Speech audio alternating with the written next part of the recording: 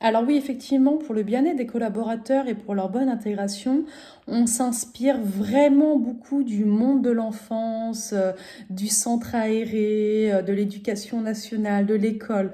Je vais m'expliquer, par exemple, on voit à quel point les enfants n'aiment pas la rentrée. Parfois, ils pleurent, parfois, ils sont un petit peu chafouins.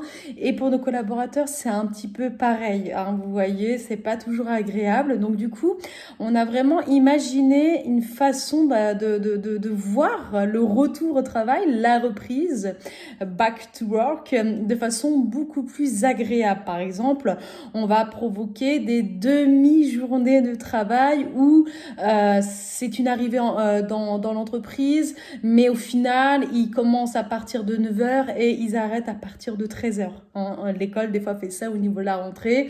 Donc, ils peuvent aller à la cantine.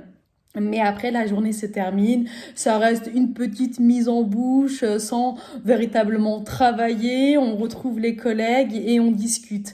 Donc là, évidemment, on investit dans FIFA, dans plein de jeux.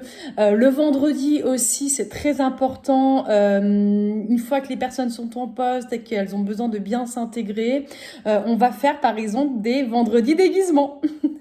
Voilà, sachez que par exemple au centre aéré de ma fille, c'est ce qu'ils font tous les vendredis et c'est juste exceptionnel. Et donc quand j'ai mis le sujet RH sur la table où il faudrait faire des déguisements, on m'a ri au nez. Puis après, là, la DRH, elle m'a dit mais c'est une excellente idée. Je vois très bien quel déguisement je vais mettre vendredi prochain. Et là, je me suis dit, je tiens quelque chose. Et effectivement, il y en a certains qui sont déguisés en prisonniers, hein, parce qu'ils se sentent un petit peu prisonniers, esclaves, ou je sais pas comment on pourrait dire ça, dans l'entreprise, hein, vous voyez.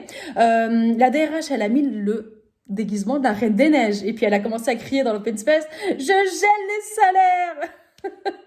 Voilà, c'était juste magnifique. C'est une façon assez drôle de dire une vérité. Donc du coup, les gens, ils ont beaucoup rigolé et puis ils ont entendu le message, ils l'ont plus ou moins accepté. Vous voyez ce que je veux dire? Donc on fait plein de choses comme ça. On prépare des petits goûters, toujours à 16 heures. Chacun ramène un petit goûter collectif pour que tout le monde apprécie les chocobons et les petites fraises tagada. On fait sans exception tous les anniversaires. Donc là, évidemment, chacun ramène sa recette. Vous voyez, il y a des différentes recettes, on les prépare à l'avance, on essaye de trouver vraiment la décoration du gâteau adaptée à la personne, hein, typiquement. Pour, je sais pas, un manager, on va essayer de mettre des éoliennes, hein, par exemple pour le brassage de vent. Quoi, voilà, un exemple, hein, typiquement. Et vraiment, ils adorent ça. On se dit, ils se disent, notre entreprise a compris enfin ce que c'était de bien s'occuper, en fait, tout simplement des collaborateurs. Et qui dit le monde est petit, dit tout est petit, donc aussi les salaires.